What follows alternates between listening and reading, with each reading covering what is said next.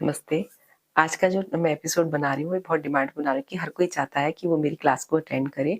बहुत लोगों के मैसेज आए लेकिन हमारा टाइम मैच नहीं कर पा रहा है। इस वज़ह से लोग जो स्टूडेंट हैं, वो मेरी क्लास को अटेंड नहीं कर पाए। तो उन्होंने कहा कि आप ऐसी वीडियो बना दें कि हम उसे देख के आपकी क्लास कर सकें।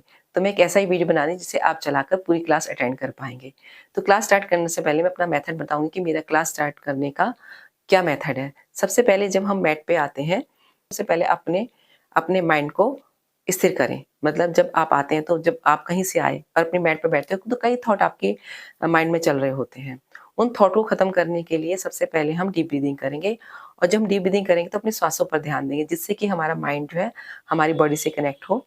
जितना भी माइंड और बॉडी का कनेक्शन अच्छा होगा, उतने ही हम स्वस्थ रहेंगे क्योंकि माइंड ही हमारी बॉडी को कंट्रोल करता है। जब आप मैट पे बैठ जाएँ, सबसे पहले डीप ब्रीथिंग करें और डीप ब्रीथिंग करते हुए आँखें बंद कर लें और आँखें बंद करके सिर्फ़ अपनी ब्रीथिंग को देखें, अपनी साँसों को देखें कैसे हमारी श्वासें आ रही हैं, कैसे हमारी श्वास जा रही हैं। आप देखेंगे धीरे-धीरे आपका माइंड जो है, वो आपकी बॉडी से कनेक्ट हो जाएगा और अपने आप से कनेक्ट हो। क्योंकि जब आप 1 घंटा आसन करने बैठें, तो उस टाइम आप सिर्फ़ अपने बॉडी के बारे में सोचें, अपने शरीर के बारे में सोचें।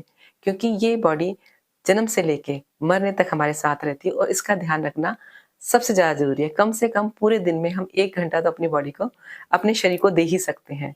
और जब आप आसन करने बैठें तो सिर्फ़ अपने अपने बारे में और अपने शरीर के बारे में सोचें, ठीक है? उसके बाद हम जब डीप ब्रीथिंग के बाद जब हमारा माइंड अपनी बॉडी से कनेक्ट हो जाता है, उसके बाद हम प्रार्थना करते हैं।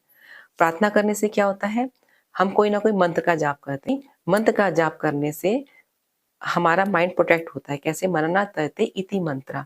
मंत्र जो है हमारे माइंड को प्रोटेक्ट करते हैं, किससे? नेगेटिव थॉट से। तो उस टाइम जब हम योगा करने बैठते हैं तो हम एक मंत्र का जाप ज़रूर करते हैं ताकि हमारे माइंड में कोई भी नेगेटिव थॉट आ रहे हैं, उससे हम प्रोटेक्ट हो जाएँ और हमारा माइंड शांत हो जाए।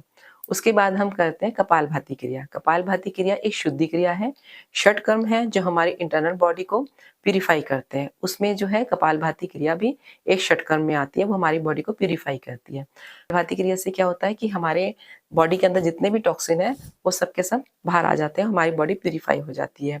उसके बाद हम करते हैं सूक्ष्म व्यायाम। सूक्ष्म व्यायाम जो है वो आसन से पहले किए जाते हैं। क्यों किए जाते हैं? क्योंकि इससे हमारे जितने भी बॉडी के जॉइंट्स हैं, जैसे हमारा रिस्ट जॉइंट्स है, हमारी एल्बो जॉइंट्स है, हमारे शोल्डर जॉइंट्स हैं, हमारे नेक जॉइंट्स हैं, हमारे हिप्स जॉइंट्स हैं, हमारे हमारे नी जॉइंट्स हैं, ये हमारे एंकल जॉइंट्स हैं, ये सब के सब फ्लेक्सिबल बनते हैं। ये जो है साँसों के पैटर्न के साथ किया जाता है, मतलब ब्रीथिंग पैटर्न के साथ किया जाता है। एक तो हमारे जॉइंट्स फ्लेक्सिबल होते हैं, दूसरा हमारी बॉडी की सबसे छोटी इकाई जो है वो सेल्स है, वो प्यूरिफाई होते हैं। आसन के द्वारा नहीं होते हैं, सूक्ष्म व्यायाम के द्वारा जो है हमारी बॉडी के सेल्स प्यूरिफाई होते हैं। एक सेल सबसे छोटी इकाई है, सेल्स से मिलके टिश्यू बनते हैं, टिश्यू से बन के ऑर्गन्स बनता है, ऑर्गन से बन के सिस्टम बनता है और सिस्टम से हमारी बॉडी बनती है। तो सबसे पहले सेल्स हमारे प्यूरिफाई होने बहुत ज़रूरी है। उनमें जब हम सूक्ष्म व्यायाम करते हैं तो हमारे सेल्स प्यूरिफाई हो जाते हैं। उसके बाद हम आसन करते हैं। अब हमारे क्या है, जॉइंट्स फ्लेक्सिबल हो गए, हमारे सेल्स प्यूरिफाई हो गए, तो हम इज़िली आसन कर पाएँगे। क्योंकि क्योंकि आसन कई तरीके के होते हैं, फॉरवर्ड बेंडिंग होती है, बैक बेंडिंग होती है, साइड बेंडिंग होती है, इन्वर्जन होते हैं। तो हम ये तभी कर पाएँगे जब हमारे सारे जॉइंट्स फ्लेक्सिबल होंगे। इसलिए हम सूक्ष्म व्यायाम आसन से पहले करते हैं। आसन जो है उसके बाद हम आसन कराते हैं। ये बिगिनर लेवल्स का मैं बना रही हूँ, तो इसमें मैं आपको बहुत हल्के-हल्के आसन बताऊँगी कि हर कोई इसे कर सके। उसके बाद हम प्राणायाम करते हैं। प्राणायाम क्या करता है? हमारी श्वासों को प्यूरिफाई करता है। अधिक से अधिक ऑक्सीजन हम इनटेक करते हैं और अधिक से कार्बन डाइऑक्साइड हम बाहर निकालते हैं। जब ऑक्सीजन अंदर जाती है, तो हमारी बॉडी के अंदर जो ब्लड इम्प्योर ब्लड है, वो प्यूरिफाई हो जाता है और ऑक्सीजनेटेड ब्लड हमारी बॉडी के अंदर हर हर ऑर्गन्स के पास जाता है, जिससे कि हमारे सारे ऑर्गन स्वस्थ होते हैं। और दूसरा हमारे माइंड को कंट्रोल करता है, हमारे थॉट को कंट्रोल करता है, हमारे माइंड को स्थिर करता है। अब हमारी बॉडी भी सही हो गई, माइंड भी कंट्रोल हो गया, तो हम इज़िली ध्यान में चले जाते हैं। अगर हाँ, उसके बाद हम प्राणायाम के बाद हम मेडिटेशन करते हैं, क्योंकि हमारी बॉडी ठीक हो गई। अगर हमारी बॉडी में दर्द है, तो हम मेडिटेशन में ध्यान में नहीं बैठ सकते।